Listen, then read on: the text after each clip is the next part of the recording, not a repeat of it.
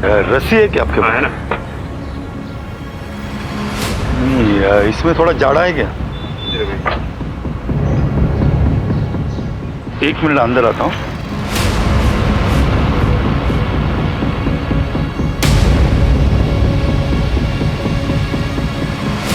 ये ठीक है, मुझे 15 मीटर देना।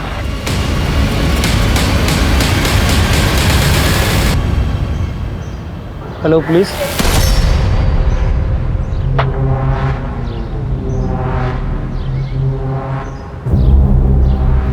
रुके। क्या हो? क्या कर रहे हो? कुछ नहीं, सामान खरीदने गया था। कैसे मारने वाले हो इस रस्सी से?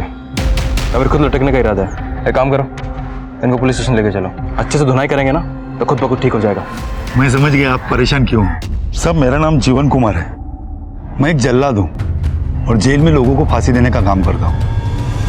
हर कोई अपने काम से जाना जाता है, भीड़ में भी पहचाना जाता है, लेकिन अगर कोई अपने काम के बारे में अपनों को ही ना बता पाए तो? मैं जिसकी बात कर रही हूँ वो अपने काम से अपनी रोजी रोटी कमाता है और उसका काम न सिर्फ कानूनन है बल्कि कानून के प्रक्रिया का एक अहम हिस्सा है। नमस्कार, मैं दिव्यांका त्रिपाठी दहिया क्राइम पेट्रोल सतर्क में आपका स्वागत करती हूँ। आज की ये कहानी सत्य घटना पर आधारित है जिसने मानवीय मूल्यों पर प्रश्न चिन्ह लगा दिए और इस घटना के चर्चे न सिर्फ उस प्रदेश में बल्कि पूरे देश में हुए और आज भी हो रहे हैं। कौन सी है ये घटना, आइए देखते हैं।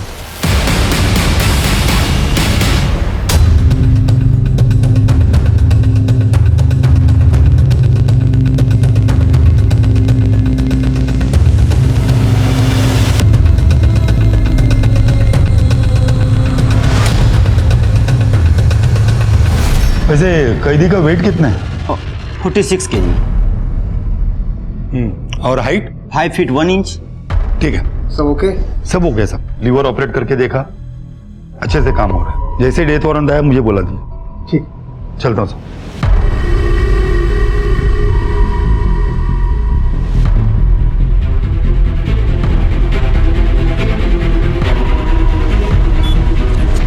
भाई, माचिस है क्या?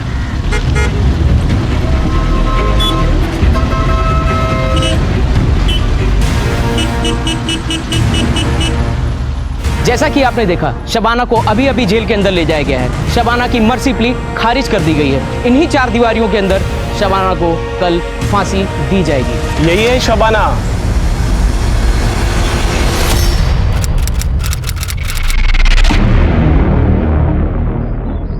एक्सक्यूज मी, हाय। आप ही का नाम शबाना शेख है? हाँ। जी मैं तनवीर, आप ही के कॉलेज में मैं जूनियर हूँ। ओके। दरअसल मुझे आपसे वर्ड्सवर्थ के नोट्स चाहिए थे, अगर मिल जाते तो। हाँ श्योर, पर तुमने नहीं बनाए? नहीं, असल में मैं क्लासेस अटेंड नहीं कर पाया। बीमार थे? नहीं, बीमार नहीं था। वो सुबह सुबह मैं 3 कॉलेज में अखबार बांटने जाता हूँ, तो जब तक ये काम खत्म होता है तो क्लासेस ओवर हो चुकी होती हैं। तो अगर मिल जाते तो। हाँ ठीक है, मैं ले आऊँगी। Thank you so much and please continue. Bye bye. Bye. ये वाला कंप्लीट करो जल्दी। अरे भाई, घर में इतना अंधेरा क्यों है? अरे कोई है? Happy birthday to you, happy birthday dear अब्बू, हैप्पी बर्थडे टू यू। अरे बेटा, अब इस उम्र में हम क्या अपनी सालगिरह मनाएंगे? हम हर साल मनाते हैं और आगे भी मनाएंगे। तो ये सारा किया धरा तुम्हारा है ना? चलिए।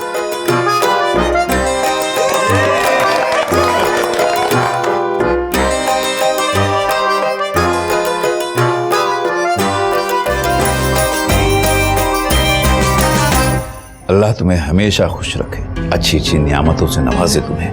तुम्हारे जैसी बेटी हर अम्मी अब्बू को अल्लाह दे। चलो, इसी बात पे एक फोटो निकालते हैं। चलो चलो चलो चलो चलो।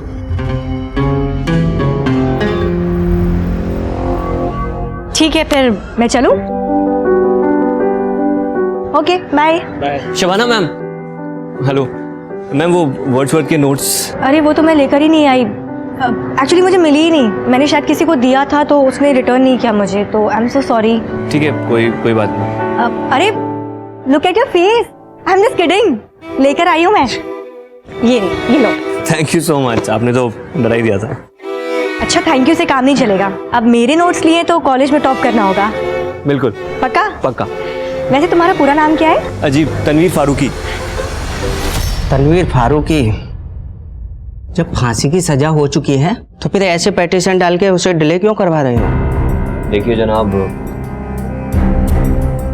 हम अपना काम कर रहे हैं, आप अपना काम कीजिए।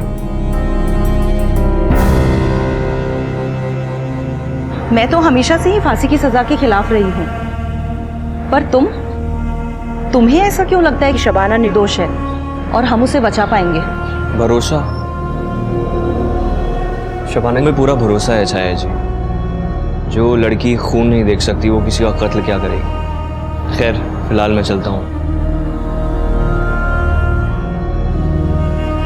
अरे तनवीर, इतनी गर्मी में स्कूटर, तुम्हारी कार कहाँ गई? आप तो जानती हैं छाया जी, कोर्ट कचहरी के चक्कर में काफी खर्चा हो जाता है, बेचनी पड़ी।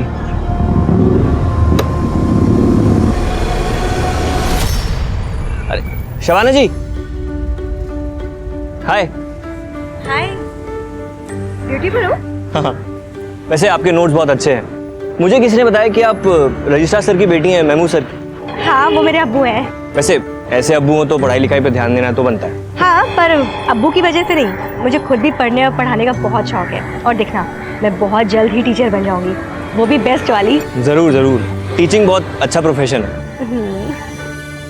अरे तुम तो बातों में ही लग गए, अखबार देने जाना नहीं है और क्लासेस? हाँ मैं बातों में ही लग गया, मैं चलता हूँ, बाद में मिलता हूँ। हाँ ओके बाय। ये पेपर वाला क्या कह रहा था? अरे भाभी, वो तो मेरे कॉलेज में जूनियर है, बहुत अच्छा लड़का है। कितना अच्छा? उतना भी अच्छा नहीं है। तो तेरा उतना अच्छा लड़का तुझे मिलेगा भी या नहीं? और अगर मैं कहूँ कि मुझे मिल गया है तो? कौन है वो?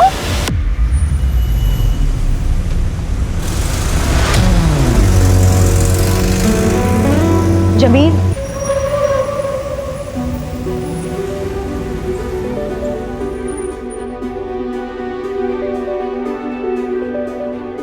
जमील, इस तरीके से कब तक छुप छुप के मिलते रहेंगे हम लोग? तुम अब्बू से बात क्यों नहीं करते? और क्या बोलूं कि 10वीं पास लड़का पंचर की शॉप चलाता है और आपकी टॉपर बेटी से निकाह करना चाहता है? हाँ तो और क्या, आज नहीं तो कल बात तो करनी होगी ना। और मैं चाहती हूँ जितनी जल्दी बात हो उतना अच्छा है। और पता है क्या, मैं अब्बू को जानती हूँ, वो मना नहीं करेंगे। वो तुमसे मिलेंगे ना, तुमको जानेंगे ना, तो वो समझ जाएंगे तुम्हारा बहुत ब्राइट फ्यूचर है। प्लीज बात करो। हम तो नाकाम रहे मोहब्बत में, वो जो बेवफा थे कामयाब हो गए। वाह भाई क्या बात है। वैसे आपको देखकर लगता नहीं है कि आपको इतनी बड़ी सजा हुई है? सजा सुनाने और सजा की तामील होने में बहुत फर्क होता है, बहुत फर्क। कितने सारे एनजीओज ने, सीनियर लॉयर्स ने, रिटायर्ड जजेस ने माना है कि फांसी एक इनह्यूमन एक्ट है। इनफैक्ट हम जैसे लोगों को भी यही लगता है कि अगर किसी ने मर्डर किया है तो ज़रूरी तो नहीं ना कि सज़ा के तौर पर उसका भी मर्डर किया जाए। एन आई फॉर एन आई, ये तो जंगल का कानून हो गया शायद जी। मर्डर करने वाले को समाज से दूर रखकर भी हम उसे किसी भी तरीके की सजा दे सकते हैं। जीवन देना और किसी की जिंदगी छीनने का हक सिर्फ ऊपर वाले को है, इसमें हमें दखल देने का कोई हक नहीं। शबाना की फांसी रोकने के लिए मुझे क्या करना पड़ेगा, प्लीज बताइए। मैं कुछ भी करने को तैयार हूँ छाया जी। इतने सालों से तो हम कोशिश कर ही रहे हैं, लेकिन फिर भी फांसी पे बनाई है। मैं तुम्हें कोई झूठी उम्मीद नहीं देना चाहती। कोई नहीं जानता कि हमारी ये कोशिश कब कामयाब होगी, और तब तक पता नहीं न्याय के नाम पे और कितने लोगों की बलि दी जाएगी। चंदा ये सब क्या है? क्या है? पूरा घर गंदा कर दिया है। अरे करने दो ना, अब मेरा घर चंदा नहीं खराब करेगी तो और कौन करेगा? वैसे भी तुम लोग आते कहाँ हो? 15-20 दिन की छुट्टियों में आते हो, वो भी साल में एक बार। My nanu is the best. हाँ, नानू की बॉडी देखो कितनी सॉलिड है। नानू आप पुलिस हो ना, वो भी स्ट्रॉन्ग वाले। हाँ बेटा, नानू पुलिस के लिए काम करते हैं। नानू चलो चोर पुलिस खेलते, मैं चोर और आप तो पुलिस हो ही। चलो चलो चलो चलो, चलो मुझे पकड़ो।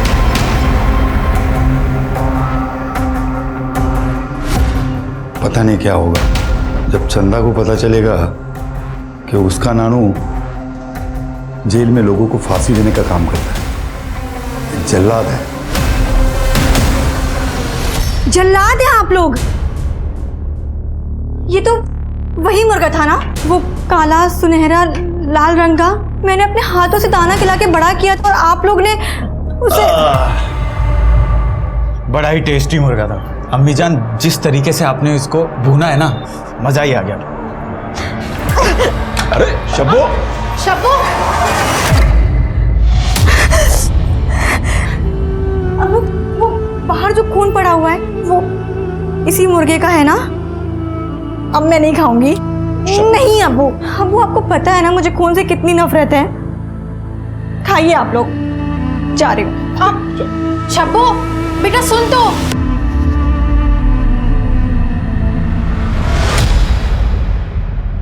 आप यहाँ क्या कर रही हैं? आइए कुछ खाते हैं, चलिए। भूख मर गई है मेरी। पर हुआ क्या है? घर वालों ने मेरा पाला पोसा मुर्गा काट दिया, वो भी घर पर ही। पूरा खून खून कर दिया था। ऐसे कौन करता है? पता है मुझे खून से कितनी नफरत है। बहुत सारा खून था, 7 बॉडीज थी, बच्चे बूढ़े सब। उस वक्त जो इन्वेस्टिगेटिव ऑफिसर्स थे उन्होंने ये बात मुझे बताई थी। जब पुलिस पहली बार वहां पहुंची तो एग्जैक्टली क्या क्या हुआ था? रिपोर्ट के मुताबिक पड़ोसियों ने फोन किया था पुलिस को।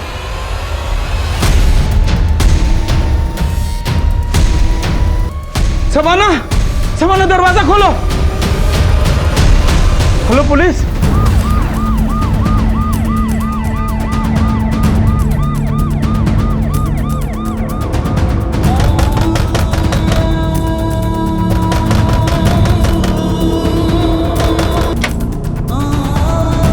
सब कवर कैसे हुआ?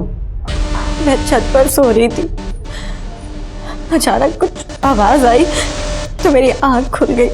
मैंने देखा छत से कुछ लोग भाग के जा रहे थे। मैं डर गई, नीचे भाग कर आई तो देखा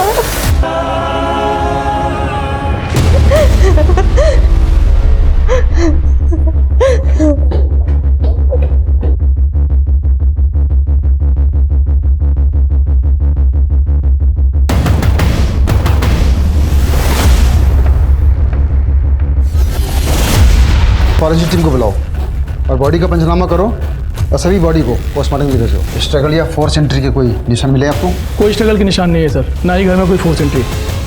एक ही परिवार के 7 सदस्यों की इतनी क्रूर हत्या से पूरा शहर सख्ते में आ गया था। किसी को विश्वास नहीं हो पा रहा था कि इतने महफूज इलाके में इतना जघन्य अपराध कौन कर सकता है। लोगों में आक्रोश बढ़ा और वो धरना देने के लिए रास्तों पर उतर आए। उनका कहना था कि जब तक सरकार लोगों की जानमाल की रक्षा का भरोसा नहीं दिलाती, ये संघर्ष यूं ही जारी रहेगा। 2010 में उठा हुआ वो तूफान कुछ लोगों की जिंदगी में 2021 तक थमा नहीं था। जेल की 4 दीवारी में शबाना अपने अधूरे सपने और गुजरती हुई जिंदगी को अलविदा कहने की तैयारी कर रही थी। क्यों पानी डाल रहे हो? क्या काम आएगा तुम्हारा ये पौधा? खुद के लिए तो जानवर सोचते हैं, हम तो इंसान हैं। हमारे लगाए हुए पौधे किसी न किसी को छांव देंगे।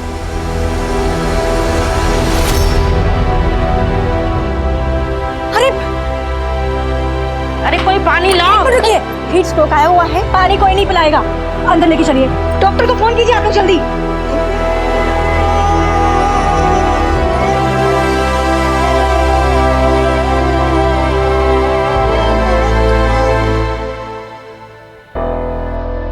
माफ कीजिएगा, मैं नमाज कभी मिस नहीं करता। कोई बात नहीं, आइए बैठिए बैठिए। जी सर बताएं। इतने बड़े हत्याकांड ने पूरे शहर को झंझोड़ के रख दिया था। पुलिस ने एग्जैक्टली वहां पे जाके क्या किया? उस वक्त जो इन्वेस्टिगेटिव ऑफिसर थे वो सबूत इकट्ठा करने की कोशिश कर ही रहे थे, लेकिन मीडिया और अखबार वालों ने ऐसा बड़ा बखेड़ा खड़ा किया कि क्या बता। पूरे प्रदेश का दिल दहला देने वाला हत्याकांड इसी घर में किया गया है। इस घर की 4 दीवारी के अंदर एक ही परिवार के 7 मासूमों की बेरहमी से हत्या कर दी गई है। अब सवाल ये उठता है कि उन अपराधियों को पुलिस अब तक पकड़ क्यों नहीं रही है? क्या इस शहर की जनता ऐसी ही डर डर कर जीती रहेगी? आखिर सरकार कर क्या रही है? बेटा जी बहुत बुरा हुआ, लेकिन आप परेशान मत होइए। ये सरकार आपके साथ है और हमेशा रहेगी। बस आप अपना ध्यान रखिए। मैम, इस कांड के बारे में आप क्या कहना चाहेंगे? हम इसकी सही जांच करवाएंगे और कातिल को ढूंढ के कड़ी से कड़ी सजा दिलवाएंगे। हमारी आप लोगों से एक अपील है कि विरोधी पार्टी के बहकाव में ना आए। इस केस की इन्वेस्टिगेशन ऑफिसर कौन है? जय हिंद मैम। कहाँ तक चली आपकी इन्वेस्टिगेशन? मैडम जांच चल रही, बहुत जल्दी आपको रिस्पॉन्स मिलेगा। 7 लोगों को काट के मार दिया गया और आपकी इन्वेस्टिगेशन चल रही है, ये नहीं चलेगा। इनका लाइन अटैच करो, मैं इस केस के लिए किसी और को ले आती हूँ। अचानक से पुराने इन्वेस्टिगेशन ऑफिसर को हटा दिया गया और मुझे बुलाया गया। सब फिर क्या हुआ? मैंने चार्ज लिया और इन्वेस्टिगेशन शुरू की।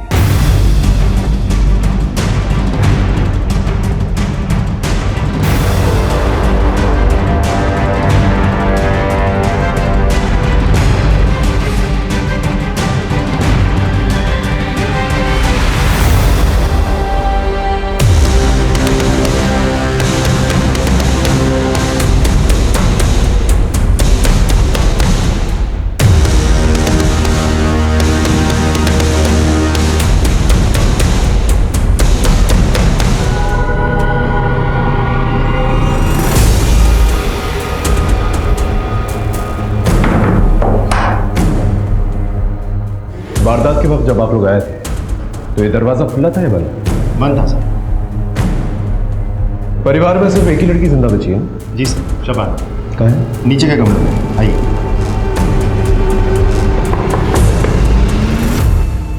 जी सर। सर को शबाना से बात करनी है। सर, बच्ची अभी भी सदमे में है, ऊपर से आप सवाल जवाब करेंगे और परेशान हो जाएंगे। क्या फिर से दौरे वोरे नहीं पड़ जाए सर? देखिए, आपकी बात समझ रहा हूँ मैं, लेकिन उनसे बातचीत तो हमें करनी पड़ेगी। एक्सक्यूज मी, देखिए पहले ही लोग आक्रोश में हैं, ऊपर से आप जबरदस्ती सवाल जवाब करके बच्ची को प्रताड़ित मत कीजिए। सामाजिक सरोकार और शांति बनाए रखने के लिए यहाँ का तहसीलदार होने के नाते हम आपको ये इजाज़त नहीं दे सकते। ये वॉल तकरीबन 12 से 14 फीट की होगी। और कोई तरीका है जहाँ से चढ़ा जा सके ऊपर? यहाँ सर इस तरफ तो कुछ नहीं है, पीछे की तरफ पाइप है।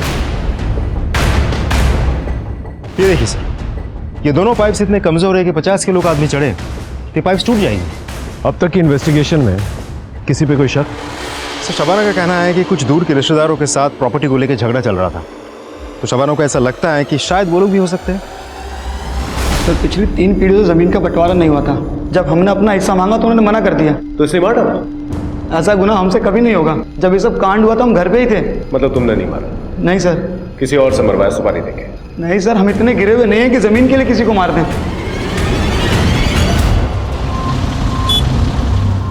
सर शबाना ने खाना पीना छोड़ दिया है, दिन रात सिर्फ रो रही है, उसकी तबीयत बिगड़ती जा रही है सर। जल्दी से उसे हॉस्पिटल लेकर जाओ, और अगर हॉस्पिटल नहीं जाना चाहती तो एक अच्छा डॉक्टर उसके लिए अपॉइंट करो जो स्मार्ट हो, कन्विंसिंग हो। हमें कोई भी चांसेस नहीं लेने हैं।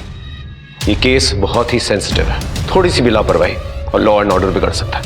I hope you understand. Sir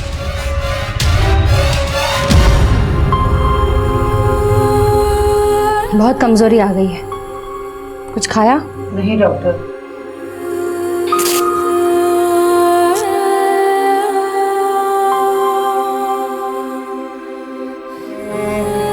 BP critically लो है। ज़्यादा बीपी लो हुआ तो ब्रेन पे परमानेंट डैमेज आ सकता है, तुरंत हॉस्पिटल लेकर जाना पड़ेगा। चलो शबाना उठो।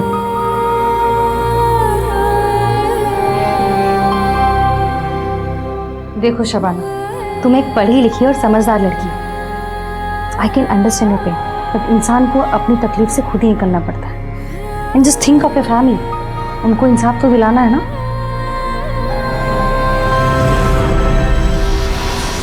शबाना के अम्मी अबू क्या करते थे? अब्बू कॉलेज में रजिस्ट्रार थे सर, और अम्मी घर संभालती थी।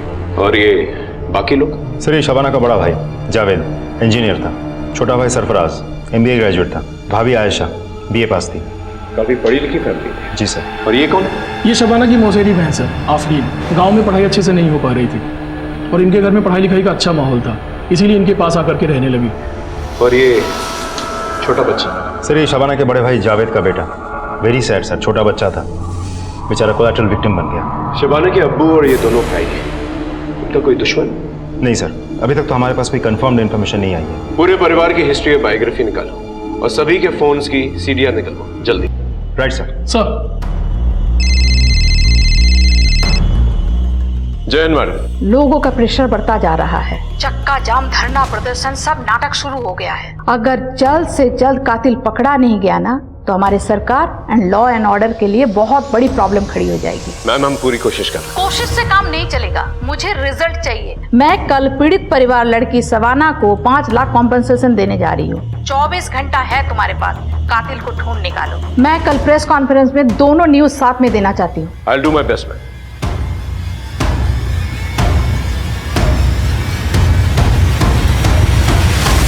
जैसे जैसे इन्वेस्टिगेशन आगे बढ़ी हमें एहसास होने लगा कि ये मामला कितना संगीन है। तो फिर आपने क्या किया?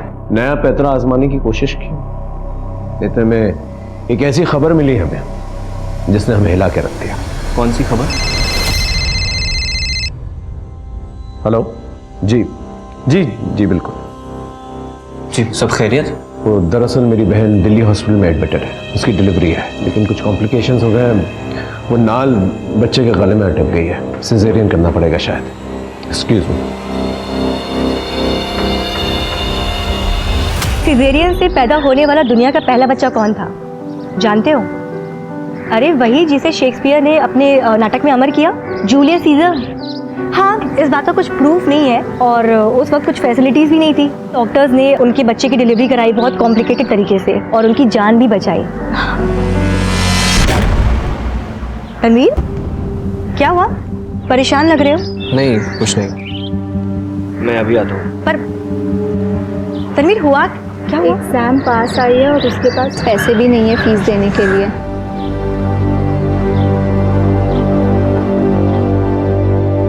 अरे शब्बो बेटा, जी आ गई? हाँ। अच्छा बेटा, मुझे बोनस मिला है। अरे वाह। तो मैं सोच रहा था कि तुम्हें एक अच्छा सा मोबाइल लेके दे दूं। तो कल सवेरे जाते वक्त अपने मोबाइल के लिए मुझसे पैसे ले जाना और एक ढंग का मोबाइल खरीद लेना। अब्बू मुझे ना आपसे एक बात करनी थी। हाँ बेटा, कहो ना। हमारे कॉलेज के कुछ स्टूडेंट्स के पास ना एग्जाम फीस भरने के पैसे नहीं है। वो उसमें से तनवीर जो हमारे घर पे अखबार देने आता है, तो मैं सोच रही थी कि जो आप मोबाइल के लिए पैसे दे रहे हो वो मैं तनवीर को दे दूं। तुम्हें क्यों बेटा? अब्बू वो पढ़ने लिखने में बहुत तेज है लेकिन मजबूर है, पैसे नहीं है उसके पास। तो अब्बू पता है अगर वो एमए कर लेगा ना तो उसका फ्यूचर बहुत ब्राइट है। माशाल्लाह। कल सवेरे जाते वक्त अपने मोबाइल के लिए और उस लड़की की फीस के लिए पैसे लेके जाना। दोनों? हाँ, दोनों के लिए। अब्बू, ये आपसे लाड़ी खाती रहेगी या कुछ ढंग का भी करेगी? कर रही हूँ ना, एमए, मास्टर्स, अब वो बताओ बीएड और फिर टीचर। बस टीचर की ही दुहाई देती रहेगी या अपनी शादी के बारे में भी सोचेगी? अम्मी, मैं आप पर बोझ हो गई हूँ क्या? अरे भाई, मैं कहता हूँ अगर वो अपने सपनों को पूरा करना चाहती है, टीचर बनना चाहती है, तो उसे करने दो। शादी ब्याह तो होता रहेगा। अब्बू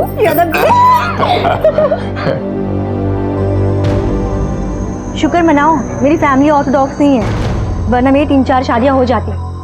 अच्छा बोलो, शादी कब कर रहे हो मुझसे? जल्दी करूंगा, पहले थोड़े पैसे तो कमा लो और एक पंक्चर की दुकान से थोड़ा एक अच्छा सा गैराज बना लो, फिर खुद जाके तुम्हारे अब्बू से बड़े तहजीब से हाथ मांगूंगा। वो कैसे? ऐसे। आदाब महमूद साहब, वो हम और आपकी बेटी एक दूसरे को बहुत प्यार करते हैं, पर वो आपकी इजाज़त और दुआओं के बिना हम निकाह नहीं पढ़ सकते। हम निकाह करना चाहते हैं एक दूसरे से, हम वादा करते हैं हम आपकी बेटी को हमेशा खुश रखेंगे, खुद से ज़्यादा ख्याल रखेंगे, और ये भी वादा करते हैं कि उसका हाथ हम कभी नहीं छोड़ेंगे। ठीक है बरखुरदार, हमारी बेटी का हाथ तुम्हारे हाथ में।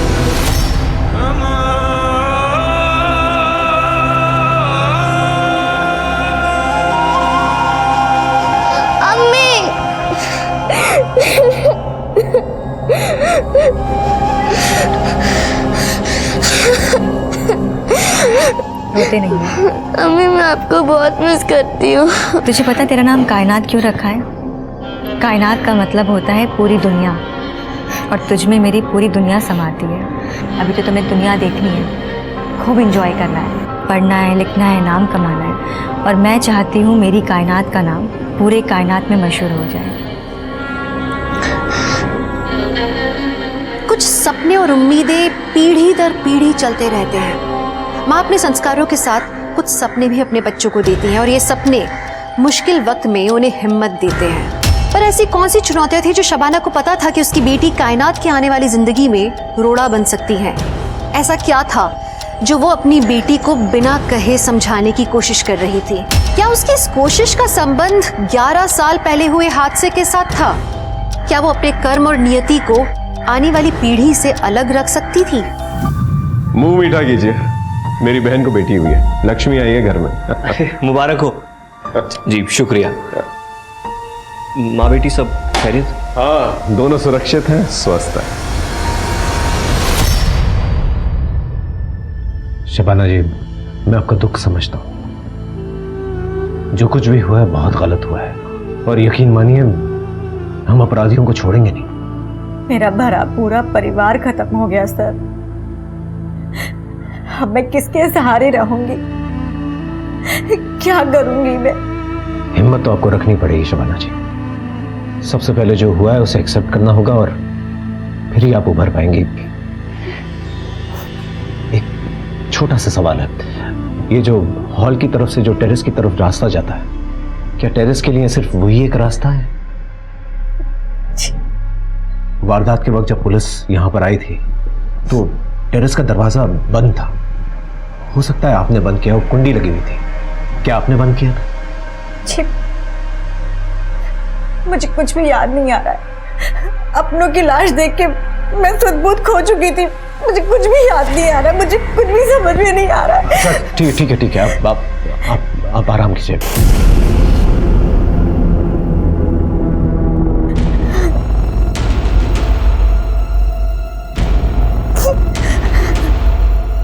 पुलिस अंकल, मेरी टीचर को इंसाफ मिलेगा ना? कौन टीचर? शबाना टीचर, वो बहुत अच्छी हैं। ये केले कितने के हैं? 10 के 3। अच्छा ठीक है, दे दो। अच्छा ये बताओ, स्कूल नहीं जाती? मेरा मतलब है इतनी छोटी सी उम्र है तुम्हारी और ये सब्जियां फल बेच रही हो, मन नहीं करता स्कूल जाने का? जाती थी ना, फिर माँ बीमार पड़ गई और पापा के सारे पैसे माँ के इलाज में खर्च हो जाते हैं। अब फीस नहीं दूंगी तो कौन सा स्कूल पढ़ने देगा? पढ़ना चाहती हो तो ठीक है, तुम शाम को मेरे घर आ जाना। 4 से 6 मैं तुम्हें पढ़ाऊंगी और फिर तुम प्राइवेटली एग्जाम देना। पर आपकी फीस? शाम को आ जाना, वही मेरी फीस हो जाएगी। मैं रोज शाम को टीचर के घर जाती और उनके सारे स्टूडेंट्स भी उनके पास पढ़ने आते थे। पूरे स्कूल की फेवरेट है वो। सर शबाना मैडम तो फरिश्ता है, सबका हेल्प करती है वो। उनके फैमिली के साथ जो हुआ सर बहुत बुरा हुआ। सर उनको इंसाफ मिलना चाहिए। सर शबाना एक अच्छी टीचर होने के साथ साथ एक अच्छी इंसान भी है। वो हमारे कॉलेज की एसेट है। उस पर जो बीत रही है ये सोचकर ही हमें बुरा लगता है। हमें विश्वास नहीं होता कि इतने अच्छे इंसान के साथ इतना बुरा कैसे हो सकता है। सर, शबाना के फैमिली मेंबर्स की पोस्टमार्टम रिपोर्ट आ गई है सर। रिपोर्ट के मुताबिक उन सभी लोगों की हत्या किसी धारदार चीज से गला काट कर की गई है। आखिर ये कातिल चाहता क्या था? एक ही परिवार के इतने सारे लोगों को उसने एक साथ मार डाला। हो सकता है किसी बात का बदला लेना चाहता हूँ। सभी लोगों के गले पे जो निशान है, जो कट्स है, एक ही तरीके के, एक ही किस्म के हैं। जी सर। इसका मतलब एक ही हथियार यूज किया गया है।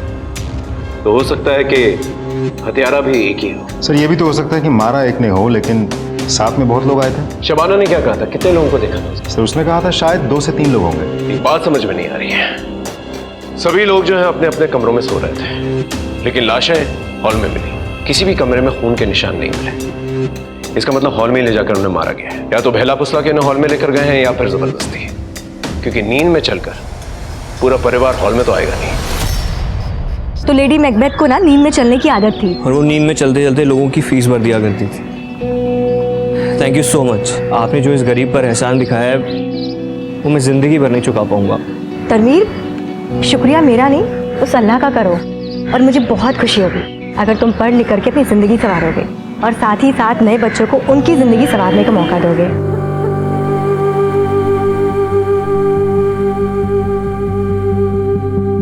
कायनात, तुम्हें भले ही मैंने अपनी कोख से जन्मा है, पर तुम्हारे अम्मी अब्बू कोई और है। किसी को कभी मत बताना कि तुम्हारे असली अम्मी अब्बू जेल में हैं। प्रॉमिस? प्रॉमिस। और एक बात हमेशा याद रखना, एक बेटी के लिए सबसे इम्पोर्टेंट शख्स उसके अब्बू होते हैं। मेरे लिए भी मेरे अब्बू ही थे। मैंने उनकी बात कभी नहीं टाली। तुम भी अपने अब्बू की बात कभी मत टालना। चलिए आप का टाइम हो गया है। अम्मी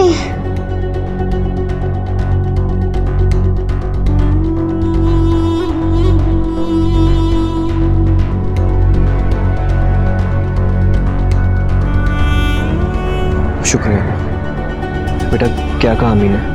अम्मी कह रही थी पढ़ना लिखना, बड़ी ऑफिसर बनना और अपने अब्बू को कभी तंग मत करना। मैं आपको कभी तंग नहीं करूंगी अब्बी।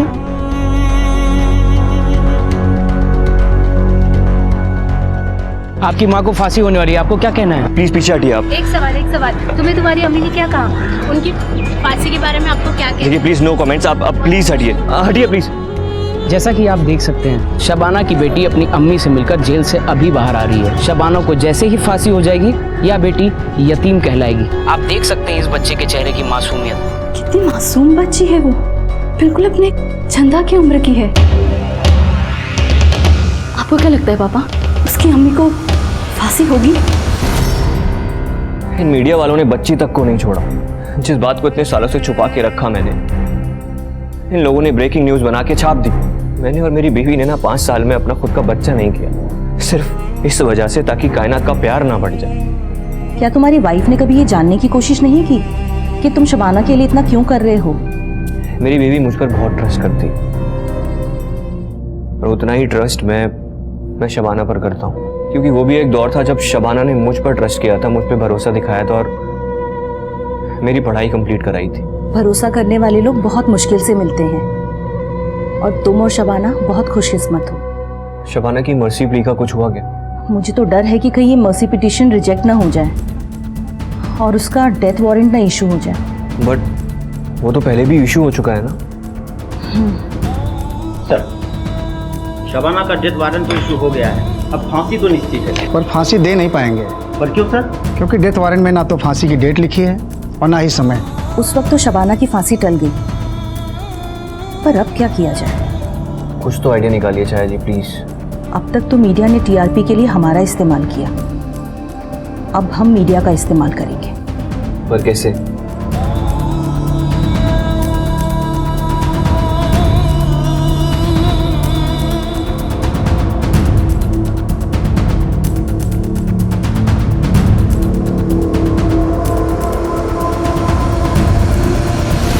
सच्चाई और मासूमियत में बड़ी ताकत होती है। बड़े बड़े उसके सामने झुक जाते हैं, बड़े बड़े पहाड़ चकनाचूर हो जाते हैं। अपनी बेगुनाही पे इसी तरह से विश्वास रखते हुए शबाना ने 11 साल जेल में काट लिए थे, पर उसकी हिम्मत अब तक नहीं टूटी थी। जेल के बाहर रहकर भी यातनाएं सहने वाले तनवीर में शबाना की बेगुनाही को लेकर विश्वास अभी तक कायम था। कहां से आती है इतनी हिम्मत? सच्चाई से, मासूमियत से। अब सवाल ये उठता है कि जिस तरह के समाज की संरचना हमने की है, उसमें सुरक्षित रहने के लिए सिर्फ सच्चाई और मासूमियत काफी है? शबाना, कायनात और तनवीर, इन तीनों का क्या होने वाला था? ऐसा क्या घटने वाला था कि आगे का पूरा समीकरण ही बदलने वाला था? कायनात सो गई क्या? ठीक है, हाँ एक मीटिंग में हूँ, यहाँ से सीधा घर ही आऊँगा। ठीक। सर आप बता रहे थे कि आपको कोई खबर मिली थी जिसने आपको हैरान कर दिया था। मुझे डॉक्टर सीमा, जो उस वक्त शबनम की देखभाल कर रही थी, उसने ऐसी खबर दी जिससे मेरे पैरों तले की जमीन खिसक गई। Are you sure? आपको पता है ना कितना सीरियस मैटर है ये? हर अखबार का फ्रंट पेज न्यूज है ये, हर टीवी चैनल पे यही दिखाया जा रहा है। मैम मेरा भी फ्यूचर करियर दांव पे लगा हुआ है। आई जस्ट रिक्वेस्ट यू कि मुझे 24 घंटे और दे दीजिए and I will crack this case. आप क्या कहते हैं जी साहब? I think we should give 24 hours.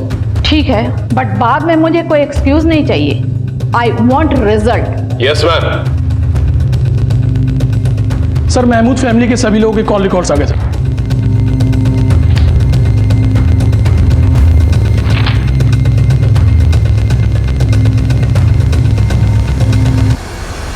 Good morning sir.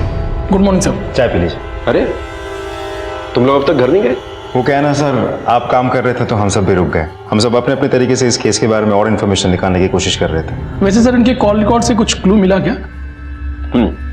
Shabana के कॉल रिकॉर्ड से ये पता चला है कि पिछले 6 महीनों में कम से कम 700 या 800 बार उसे एक ही नंबर पे फोन कॉल्स किए, और नंबर जमील का है। इनफैक्ट मर्डर की रात को 50 या 55 बार उसने जमील को फोन किया। मर्डर के बाद भी? एग्जैक्टली यही बात मुझे भी खटकी थी कि शबाना ने जमील को क्यों फोन किया, पुलिस को फोन क्यों नहीं किया। इनफैक्ट पड़ोसियों ने फोन करके पुलिस को बुलवाया। इस जमील का पूरा कच्चा चिट्ठा निकालो और कॉल रिकॉर्ड्स भी जल्दी से। 24 घंटों में 7 घंटे ऑलरेडी निकल चुके। Right sir. सर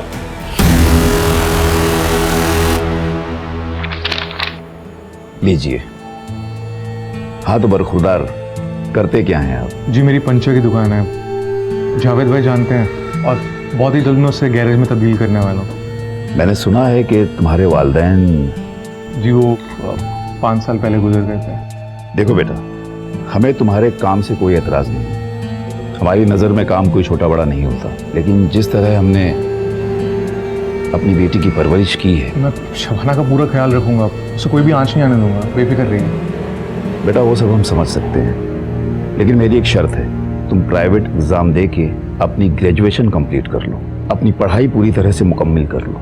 उसके बाद हम अपनी शब्बों का हाथ तुम्हारे हाथ में दे देंगे। ठीक, काम अच्छे से जमा लूंगा, फिर पढ़ाई की क्या ज़रूरत है? बेटा पढ़ाई लिखाई से इंसान में तहजीब आती है, घर परिवार का माहौल अच्छा बना रहता है और आने वाली नस्लों पर इसका बहुत गहरा असर पड़ता है। जिस दिन तुम अपनी पढ़ाई मुकम्मल कर लोगे, हम अपनी बेटी का हाथ तुम्हारे हाथ में दे देंगे। जी मैं आपसे वादा करता हूँ कि जब तक मैं अपनी पढ़ाई पूरी नहीं करूँगा, मैं शबाना से निकाह नहीं पढ़ूंगा, और निकाह के बाद उसे हमेशा खुश रखूंगा।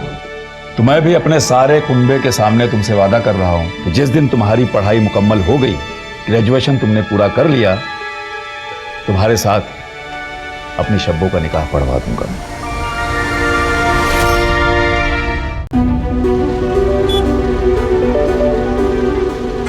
जमील। ओहो, क्या हालचाल बेगम साहिबा? बेगम साहिबा अभी तक बनी नहीं हो। तुम्हारे अब्बू ने भले ही शर्त लगा के सही, पर हाँ कह दी है। अब तो तुम हमारी बेगम साहिबा ही हो। अच्छा, जा रही हूँ मैं, अब वो इंतजार कर रहे हैं। तो इंतजार तो हम भी कब से कर रहे हैं। चलो ना प्लीज, अरे चलो ना।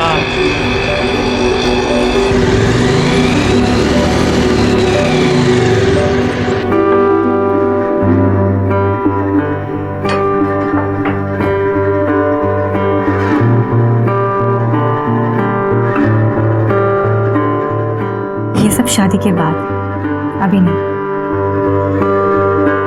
मुझसे तो ला ही नहीं जा रहे, तुझसे ला जा रहे।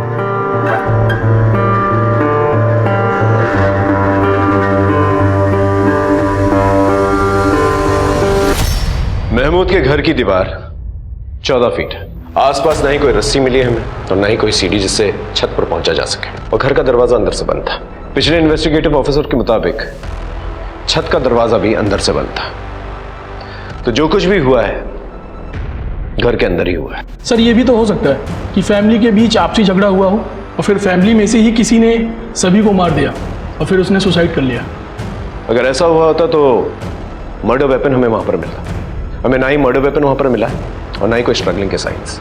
तो या तो ये हो सकता है कि कातिल कत्ल करके वहां से निकल गया, या फिर ये कि किसी ने उसे अंदर आने दिया, उसने सबका कत्ल किया और चला गया, और जो कोई भी अंदर मौजूद था उसने कुंडी लगा दी। लेकिन सर करेगा कौन? फैमिली में से तो सिर्फ शबाना ही बची है। पुलिस की थ्योरीज और चार्जशीट्स में बहुत सारी खामियां हैं। पुलिस का कहना यह है कि बिना किसी रस्सी और सीढ़ी के कोई भी 14 फीट की दीवार कैसे फांद सकता है। अगर दीवार के बराबर में एसयूवी खड़ी कर दी जाए तो 4 से 5 फीट तो वैसे ही कम हो जाते हैं। बाकी की बची दीवार तो कोई भी फांद सकता है। मुझे पूरा यकीन है कि शबाना को फंसाया गया है, और आप सभी जानते हैं कि शबाना की बेटी जेल में ही पैदा हुई थी और 6 साल तक वो वहीं रही अकॉर्डिंग टू द लॉ। लेकिन जब उसे फॉस्टर होम ले जाया जा रहा था तो शबाना ने एक ही प्लेन दाखिल की थी जिसमें उसने कहा था कि जिसने उसके परिवार वालों को मारा है उससे उसकी बेटी को भी खतरा है। और सबसे अहम सवाल ये कि जमील और शबाना दोनों को ही गुनहगार माना गया है, तो सबसे पहले शबाना को फांसी क्यों? ये पूरी की पूरी कहानी जमील के स्टेटमेंट पे आधारित है। क्यों? पिछले 6 महीनों में सैकड़ों बार शबाना ने तुझे फोन कॉल्स किए। प्यार करते थे एक दूसरे को तो बातें होती रहती थी। हालांकि घर वालों को ये मालूम था सब कुछ। उन लोगों ने तो हमारा निकाह भी तय कर दिया था। शबाना के पूरे परिवार की हत्या हो जाने के बाद भी शबाना ने तुझे फोन किया था। एग्जैक्ट तो मुझे याद नहीं है, पर बात हमारी होती थी। मर्डर के वक्त के फोन कॉल की बात कर रहे हैं, कोई कैजुअल फोन कॉल्स की नहीं। सो याद आया, मर्डर वाली रात तो हमारी बात ही नहीं हुई थी, उसका फोन ही नहीं आया मुझे। बात ही नहीं सर। याद आया? ये तेरे कॉल रिकॉर्ड्स। इसके मुताबिक मर्डर के वक्त और मर्डर के बाद शबाना ने तुझे फोन कॉल्स किए और तेरे मोबाइल लोकेशन शबाना के घर के पास ही था। अब सच बोलेगा या और मार खाएगा? मैं सच बता रहा हूँ, कोई बात नहीं हुई थी सर। मेरा यकीन कीजिए, मेरी बात हुई थी तो मैं बताता सर आपको। अच्छा, तुझे ये तो पता होगा कि शबाना प्रेग्नेंट है। उसके पेट में किसका बच्चा है? शबाना प्रेग्नेंट है? क्या बोल रहे हैं सर आप? चल ठीक है, डीएनए टेस्ट से पता चल ही जाएगा। तब तक इसकी अच्छी तरह से खातिरदारी करो, इलाज करो इसका।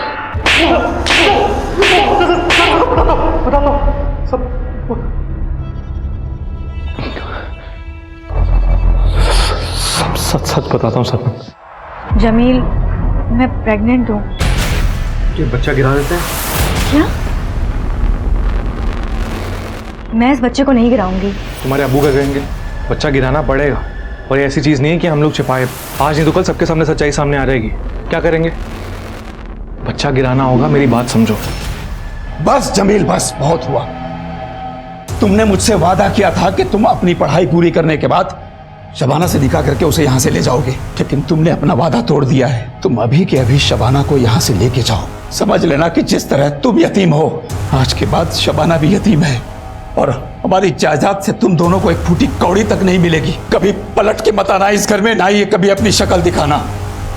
और शबाना, तुम या तो इस लड़के को भूल जाओ या फिर इसके साथ अभी के अभी घर छोड़ दो, या फिर हमेशा हमेशा के लिए अपनी फूफी के पास दिल्ली चली जाओ और इस होने वाले बच्चे से निजात पा लो। अब्बू, मेरी बात तो सुनिए अब्बू।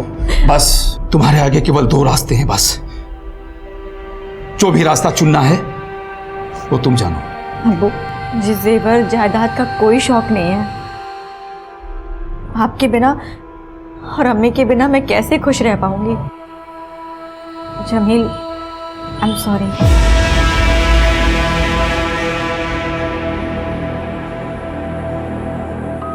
अब्बू, माफ कर दीजिए मुझे।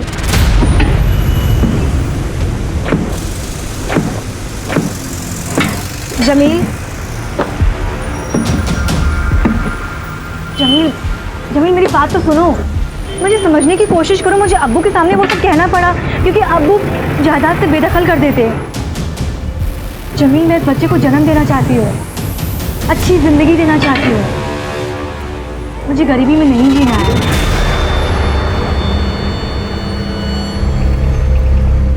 मैं तो सोने जा रहा हूँ। शब्बा खैर। अब्बू, अब्बू, कल मैं फूफी के पास जा रही हूँ, हमेशा के लिए। आपको खीर पसंद है ना? मैंने सबके लिए बनाया है।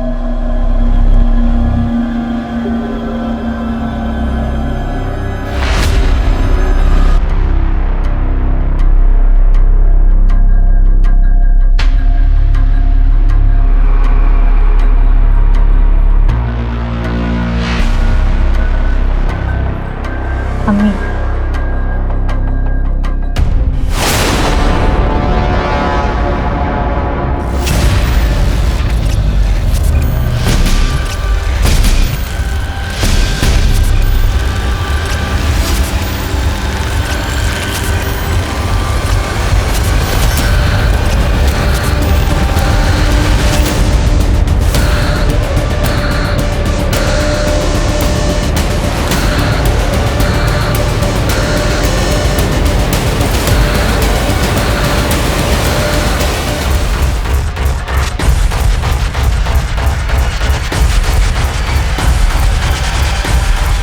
हेलो जमील,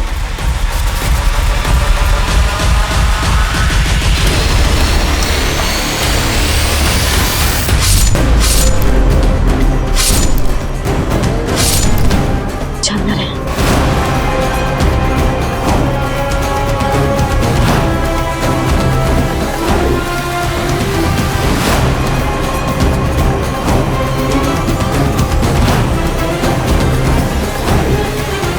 शबाना के कहने पर ही मैंने उसके सारे परिवार वालों का कत्ल कर दिया।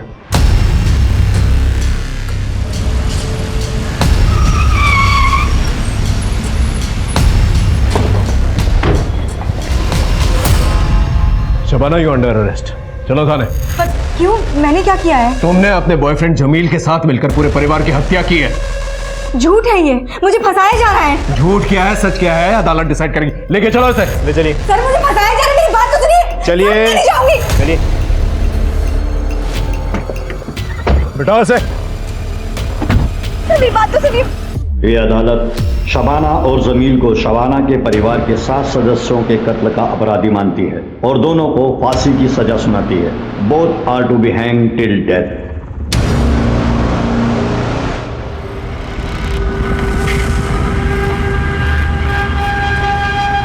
शबाना, तुम्हारी मर्सी प्ली रिजेक्ट हो गई। होगा वही जो अल्लाह चाहेगा। एक रिक्वेस्ट है, मेरी बेटी का ख्याल रखना। वो मेरे और मेरे खानदान की आखिरी निशानी है।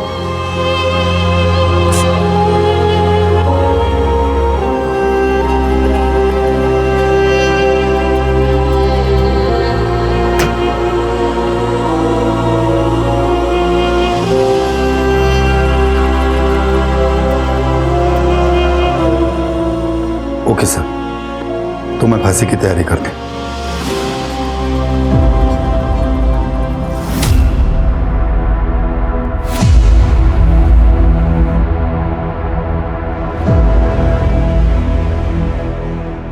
कहते हैं एक इंसान का मन हिमखंड की तरह, आइसबर्ग की तरह होता है, जिसका एक हिस्सा दिखता है तो 6 हिस्से पानी के नीचे छुपे हुए होते हैं। हमारे मन में ऐसी कई महत्वाकांक्षाएं होती हैं जो दबी हुई होती हैं और गलत तरह से उकसाने पर तूफान बनकर सामने आ सकती हैं, और अगर खुद पर नियंत्रण न किया जाए तो अपने आसपास के लोगों की जिंदगियां बर्बाद कर सकती हैं। शबाना के साथ भी कुछ ऐसा ही हुआ।